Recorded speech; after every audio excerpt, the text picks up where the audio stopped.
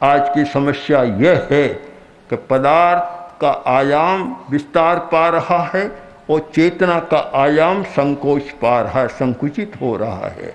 हमें इस विपर्य को बदलने है। बदले बिना हम न अहिंसा की कल्पना कर सकते न शांति की कल्पना कर सकते। अगर हमारी अभिमुखता पदार्थ की ओर है तो फिर अहिंसा, मैत्री, करुणा, शांति, समझौता जैसे शब्दों को समाप्त कर देना चाहिए। और अगर हमारी अभिमुखता चेतना की ओर है तो इन सब का विकास होगा और समाज बहुत अच्छा होगा। ये सब कैसे हो सकता है,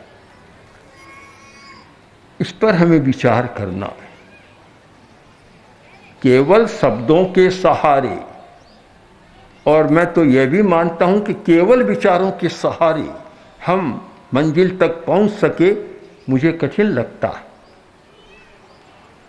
हमारी दृष्टि में और अनेक वर्षों, 3 दशक, 4 दशक, 5 दशक हो गए, आचार्य तुलसी ने और मैं भी साथ था, इस विषय में काफ़ी ध्यान दिया, चिंतन मनन किया, मंथन किया, अन्वेषण किया, शोध की। आखिर निष्कर्ष पहुँचे कि चेतना का रूपांतरण किए बिना समस्या का समाधान नहीं है और चेतना का रूपांतरण प्रयोग के बिना संभव नहीं, अभ्यास के बिना संभव नहीं।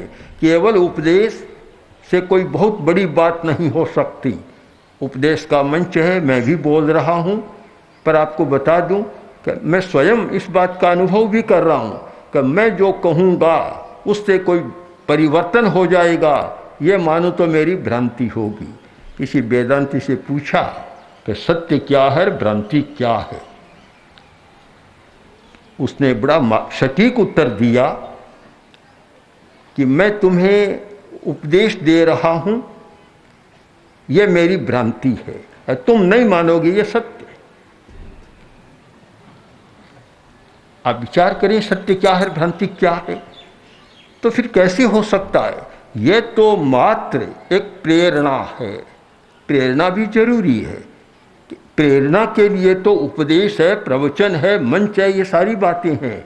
किंतु आखिर सच्चाई यह है कि परिवर्तन के लिए हमें एक प्रक्रिया को अपनाना, उसका अपना प्रोसेस है, उसकी एक अपनी प्रक्रिया है, एक प्रक्रिया को अपनाना होगा।